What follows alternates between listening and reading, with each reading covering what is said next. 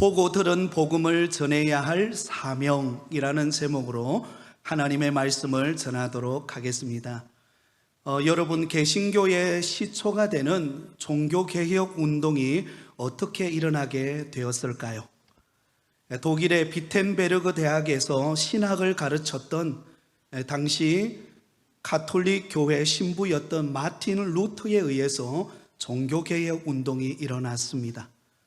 1517년 10월 31일에 일어난 종교개혁 운동은 과연 지금 가톨릭 교회에서 가르치고 있는 신앙의 내용, 특별히 구원론이 과연 맞는 것인지 토론해보자 라고 말하면서 비텐베르그 성당의 정문에 95개의 조항의 토론 논제를 붙여놓음으로 시작된 운동이 바로 기독교 신앙 개혁 운동입니다.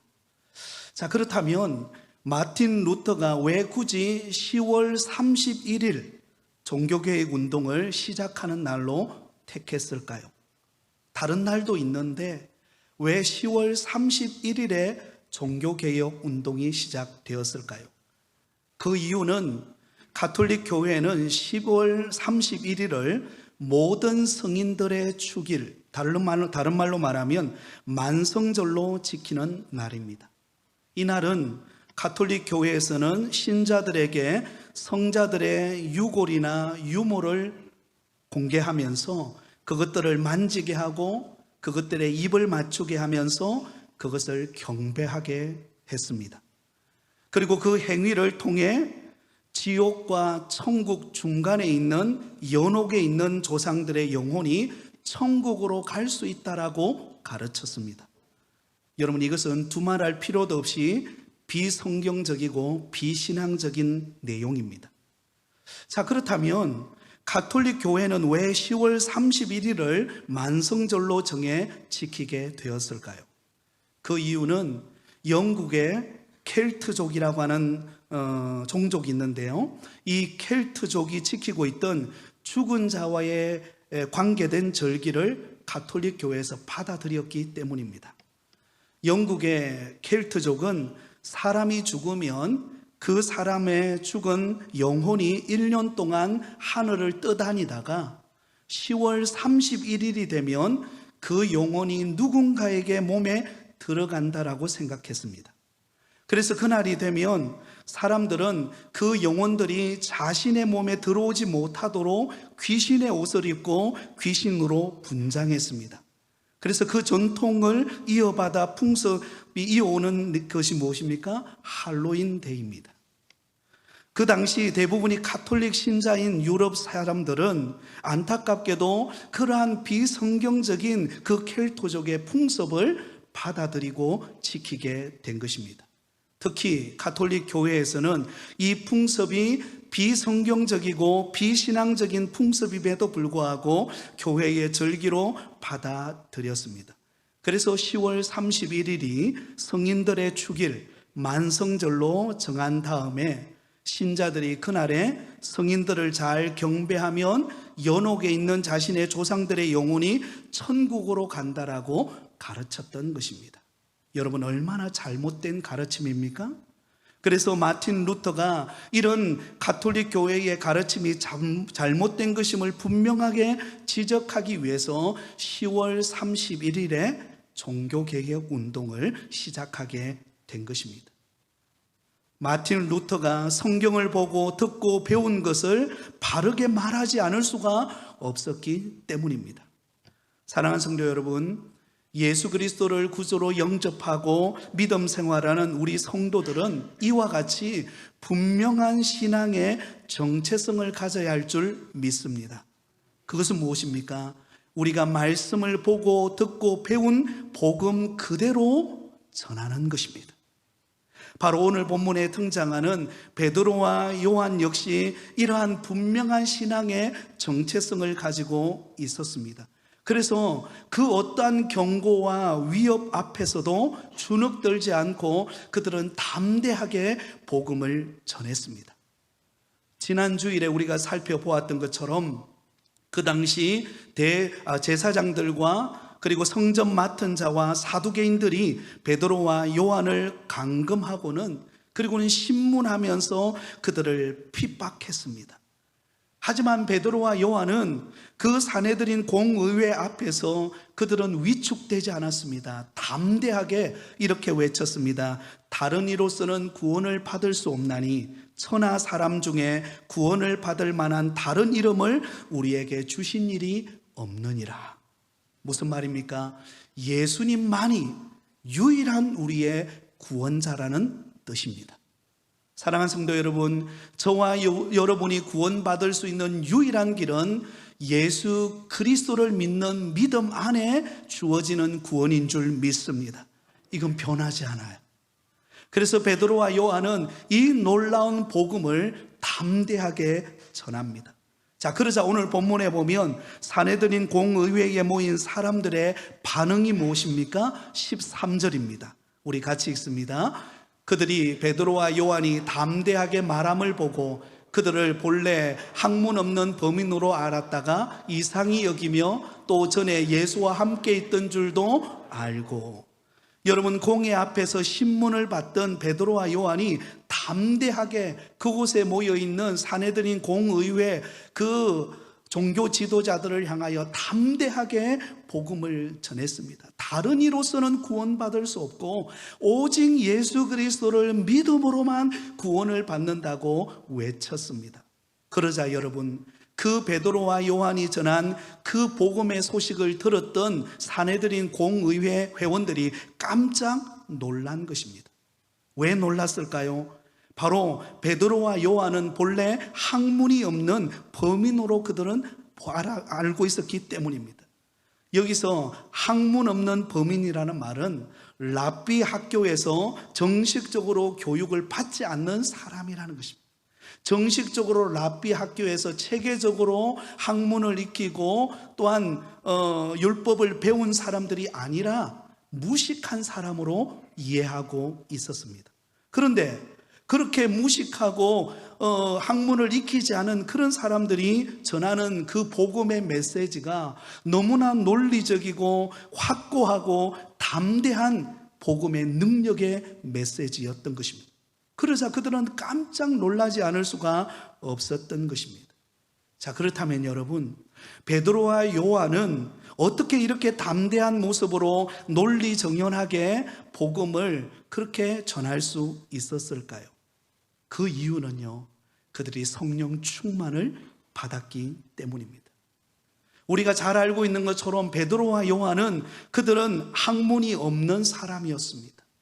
또한 예수님을 3년 반 동안 따라다녔지만 정작 예수님이 고난받으시고 십자가에 못 박힐 때는 그들은 두려워서 예수님을 모른다고 부인하고 도망쳤던 사람들입니다. 그런데 오순절 마가다락방에서 성령 충만을 경험했던 그들은 달라졌습니다. 이제는 비록 그들은 배우지 못했지만, 그들은 과거에 두려움에 가득 차 있었지만 성령 충만을 받고 난 다음에 그들은 완전히 삶이 변화되어서 이제는 복음 전하는 일에 그들의 목숨을 걸고 담대하게 그들이 경험한 이 복음을 전하게 되었던 것입니다. 여러분, 베드로와 요한뿐만이 아니라 저와 여러분도 성령 충만함을 받으면 베드로와 요한처럼 담대하게 복음을 전하게 되고 또한 복음에 붙들림 바 되어진 하나님의 사람이 될 줄 믿습니다. 그래서 여러분, 우리에게는 성령 충만함이 필요합니다. 내가 가지고 있는 세상적으로 볼 때 내가 다른 사람보다 어떤 많은 학문을 익힌 사람이 아닐지라도, 세상 사람들이 볼 때 내가 많은 물질을 가진 사람은 아닐지라도, 세상 사람들이 볼 때에 내 인생이 화려한 인생을 살아온 인생이 아닐지라도, 그러나 성령이 내 안에 거하고 그 성령이 나를 붙들고 계시면 여러분, 그 어떠한 지식을 가진 사람보다, 그 어떤 세상 부귀의 영화를 누리는 사람보다 훨씬 더 복음에 붙들림 바 되어서 하나님이 기뻐하시는 인생을 살아가게 되어질 줄 믿습니다. 성령 충만하시기를 바랍니다. 성령이 나를 사로잡고 성령의 인도하심을 따라 살아가는 은혜가 있으시기를 다시 한 번 더 예수님의 이름으로 축원드립니다. 자, 이어서 14절을 보면 이렇게 기록되어 있습니다. 또 병 나은 사람이 그들과 함께 서 있는 것을 보고 피난할 말이 없는지라. 여러분, 사내들인 공의회 회원들은 베드로와 요한이 학문이 없는 그들이지만 담대하게 복음을 전하고 예수 그리스도를 증거하는 것을 보면서 깜짝 놀랐을 뿐만 아니라 어떻게 하면 더 이상 복음을 전하지 못하게 할까, 그런 대책을 세우고 있는데, 그 대책이 여러분 효과를 낼 수 없는 이유가 무엇입니까? 바로 그 병고침을 받은 사람이 베드로와 요한과 함께하고 있었기 때문입니다. 이만큼 확실한 증거가 어디 있습니까? 여러분, 나면서 한 번도 걸어보지 못하고 그의 나이가 40세 되었다 그랬죠? 무려 40년 동안 한 번도 걸어보지 못하던 자가 베드로, 요한이 전하는 예수 그리스도의 이름의 능력으로 일어나 걷게 되었고, 베드로와 요한 곁에서 있는 그것처럼 확실한 여러분 증거가 어디 있습니까? 사랑하는 성도 여러분, 저와 여러분이 예수 그리스도를 믿고 믿음으로 살아갈 때에 단순히 우리가 머리로만 아는 하나님이 아니라 날마다 저와 여러분의 삶 속에 경험되어지는 우리 주님의 은혜가 있으시기를 예수님의 이름으로 축복합니다. 여러분, 우리가 성경을 많이 아는 것도 중요하지만 매일매일 그 살아계신 주님과 만나고 그 주님 안에서 은혜를 경험하고 믿음으로 살아가는 삶의 체험이 있다는 것이 얼마나 귀한지 몰라요. 이것을 다른 말로 일컬어서 간증이라고 말합니다. 간증. 저와 여러분이 만난 예수 그리스도, 그 주님을 만난 은혜와 그 기쁨과 감격이 우리 가운데 충만하시기를 바랍니다. 오늘 장로님께서 어지신 목자라고 하는 찬양을 불렀습니다. 얼마나 감동이 되는지. 그렇습니다. 우리의 모든 형편을 아시는 그 어지신 목자 되시는 주님이 저와 여러분의 걸음을 인도하고 계시는 줄 믿습니다. 매일매일 순간순간마다 그 하나님을 만나고 그 주님과 교제하고 그 주님을 믿는 믿음 안에서 주께서 우리 가운데 행하시는 놀라운 일들을 우리가 고백한다면 그것처럼 확실한 신앙의 고백이 없어요. 왜? 내가 직접 경험했기 때문에. 여러분, 누군가를 통해서 아는 하나님과 내가 경험한 하나님은 다른 거예요. 그러므로 매일매일 그 살아계신 주님을 만나고 저와 여러분의 삶 속에 어지신 목자 되시는 주님과 동행하는 은혜가 있으시기를 예수님의 이름으로 축원드립니다. 그래서 오늘 본문에 보면은요, 대책을 강구하는 일에 굉장히 분주한 이 공의회 회원들을 모습을 보게 됩니다. 15절 16절을 보겠습니다. 명하여 공회에서 나가라 하고 서로 의논하여 이르되 이 사람들을 어떻게 할까? 그들로 말미암아 유명한 표적 나타난 것이 예루살렘에 사는 모든 사람에게 알려졌으니 우리도 부인할 수 없는지라. 할 말을 잃어버렸어요. 공의회 회원들이 아무리 협박을 하고 아무리 박해하고 아무리 더 이상 복음을 전하지 말라 그렇게 여러분 했지만 확실한 증거가 있잖아요. 베드로와 요한이 만난 주님, 그 주님이 확실하고, 또한 나면서 한 번도 걸어보지 못하고 40세 되었을 때 이제서야 예수님의 이름으로 고침받은 그 놀라운 간증과 기적을 경험한 사람이 베드로와 요한 곁에 있는 거예요. 그러니까 더 이상 여러분, 이 사내들인 공의회 사람들이 부인할 수 없고 더 이상 말할 수가 없는 것입니다.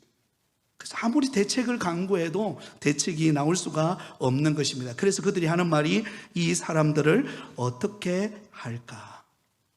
그래서 여러분, 궁여지책으로 만든 그들이 결정한 것이 무엇입니까? 17절을 같이 읽습니다. 시작. 이것이 민간에 더 퍼지지 못하게 그들을 위협하여 이후에는 이 이름으로 아무에게도 말하지 말게 하자 하고, 궁여지책으로 그들이 의논하여 결론을 낸 것이 무엇입니까? 더 이상 이 복음이 민간인들에게, 유대인들에게 퍼지지 못하도록 그들을 위협하여서 돌려보내자. 이것이 그들의 결론입니다. 사랑하는 성도 여러분, 진리는 언제나 변하지 않고, 그리고 그 진리는 반드시 어떤 상황 속에서도 진리는 진리로 드러나는 줄 믿습니다. 여러분, 위협하고 핍박하고 그 복음이 전파되어지는 것을 아무리 방해한다 할지라도요, 진리가 되는 이 복음을 막을 수가 없습니다. 18절에 보면 그들을 불러 경고하여 도무지 예수의 이름으로 말하지도 말고 가르치지도 말라 하니, 그들을 불렀습니다. 베드로와 요한을 부르고는 그들에게 경고합니다. 도무지 예수님의 이름으로 더 이상 말하지도 말고 가르치지도 말라. 그러나 여러분, 복음을 막을 수 있나요? 막을 수 없어요.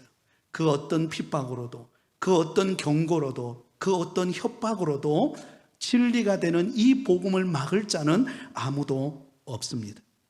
여러분, 그 당시 로마 황제들은 이 기독교가 확산되어지는 것을 막기 위해서 얼마나 많은 박해와 얼마나 많은 정말로 처참한 죽음에까지 이르게 했는지 모릅니다. 그래서 기독교인들을 닥치는 대로 옥에 가두고 처형장에 끌려가게 하고 사자의 밥이 되게 하고 사지가 찢겨나가도록 했습니다. 그런데요, 그럼에도 불구하고 결국 313년 로마는 콘스탄틴 황제에 의해서 기독교를 국교로 선포합니다.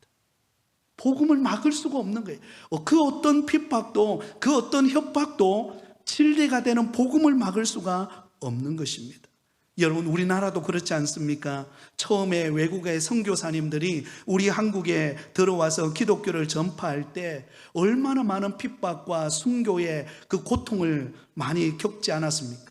대원군이 이 쇄국 정책으로 외국의 문물이 들어오지 못하도록, 기독교가 전파되지 못하도록 여러분, 기독교 신자들을 닥치는 대로 잡아서 죽였습니다.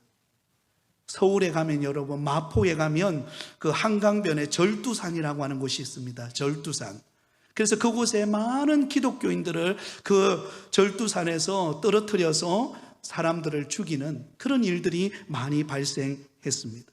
그럼에도 불구하고 우리 한국의 기독교는 오늘날 수많은 사람들이 예수 그리스도를 믿고 믿음으로 주를 섬길 뿐만 아니라 가는 곳곳마다 교회당이 세워져 있습니다. 그래서 여러분, 북한에서 탈북해가지고 우리나라로 이렇게 귀국을 하면 놀라는 게 몇 가지 있다 그래요. 가장 첫 번째로 놀라는 게 뭐냐면 인천공항을 보고 놀란답니다. 한국은 못 산다라고 배웠는데 인천공항에 딱 내리는 순간 너무나 웅장하고 또 너무나 화려하게 잘 지어 있는 것을 보면서 그동안 자신들이 배웠던 것들이 잘못됐구나, 그걸 깨닫는다는 거예요. 그 다음에 두 번째 그들이 놀라는 게 있는데요, 가는 곳곳마다 십자가 교회가 세워져, 교회당이 세워져 있는 것을 보면서 놀란다고 합니다. 사랑하는 성도 여러분, 이게 우연이 아닙니다. 하나님의 복음의 진리는 그 어떤 핍박과 고난 속에서도 흔들림이 없이 주의 십자가의 복음의 능력은 확산되어지고 교회가 세워지고 하나님의 나라가 확장되어진다는 사실을 기억하실 수 있기를 바랍니다. 그래서 여러분들 가운데 혹 이제 막 예수 믿고 믿음 생활하려고 하는데 우리 가족들로부터 핍박을 당하고 온갖 수모를 당하고 어려움을 겪는 성도님이 계십니까? 여러분을 예수님의 이름으로 격려합니다. 그 고난과 그 핍박과 그 어려움이 도리어 결국은 가족을 전체를 구원하는 축복의 통로가 될 줄 믿습니다. 네, 막을 수 없어요. 왜? 진리이기 때문에. 하나님의 복음은 능력이기 때문에 그 복음을 막는다고 막아지는 게 아니에요. 오히려 막는 사람이 변화되어서 함께 예수 믿고 믿음 생활하는 역사가 일어나게 될 것입니다. 그래서 오늘 본문에도 보면 이렇게 말합니다. 20절에 우리는 보고 들은 것을 말하지 아니할 수 없다. 보고 들은 것을 말하지 않을 수 없다. 베드로와 요한은 직접 예수 그리스도께서 십자가에 못 박혀 죽으시고 죽으신 지 사흘 만에 부활하셨을 뿐만 아니라 그분이 우리를 구원하신 메시아라는 것을 그들은 보고 느끼고 체험한 사람들입니다. 그러므로 이 복음을 그 어느 무엇도 막을 수 없는 거예요. 그래서 우리는 보고 들은 것을 말할 수 없다라고 고백하고 있는 것입니다. 요한일서 1장 1절에 보면 이렇게 말씀합니다. 같이 읽습니다. 태초에 말씀이 계시니라. 이 말씀이 하나님과 함께 계셨으니 이 말씀은 곧 하나님이시니라. 아멘. 대초에 계신 그 하나님의 말씀을 우리는 보고 듣고 느끼며 신앙생활을 하고 있습니다. 우리가 보고 듣고 느끼고 경험하는 이 복음을 우리는 전하지 않을 수가 없는 것입니다. 아무리 핍박과 환난과 고난이 앞에 있다 할지라도 그들이 경험한 이 복음의 능력을 막을 수가 없는 거예요. 그래서 베드로와 요한은 그 사내들인 공의회 앞에서 담대하게 고백하고 있는 것입니다. 우리가 보고 들은 것을 말하지 아니할 수 없다. 여러분, 이것이 우리의 신앙 고백이 되기를 바랍니다. 그 어느 누구도 우리가 경험한 이 복음의 능력을 막을 자가 없습니다. 우리는 이 복음의 능력을 체험했습니다. 우리는 날마다 그 은혜 속에 우리는 살아가고 있습니다. 그러면 우리는 담대하게 이 복음의 기쁜 소식을 전하는 저와 여러분이 되시기를 예수님의 이름으로 축원드립니다. 특별히 다음 주일은 우리가 상반기 새생명 전도 축제로 우리가 천국 잔치가 있는 날입니다. 여러분, 아직도 예수 그리스도를 만나지 못한 우리 가족들, 친척들, 이웃들, 또 우리 다음 세대 아이들 우리 주변에 있습니다. 여러분들이 경험한 예수 그리스도, 내가 만난 예수 그리스도, 그 구원의 기쁜 소식을 우리 주변의 사람들에게 전하고 그들을 주께로 인도하는 은혜가 있기를 바랍니다. 왜냐하면 우리가 보고 들은 것을 말하지 않을 수 없기 때문에, 내가 예수님을 만났다면 이 복음의 기쁨과 감격을 우리가 전하는 것이 당연하기 때문에 그렇습니다. 여러분, 베드로와 요한은 핍박 속에서도 이런 고백을 했어요. 그런데 오늘날은 우리에게는 그런 핍박은 없잖아요.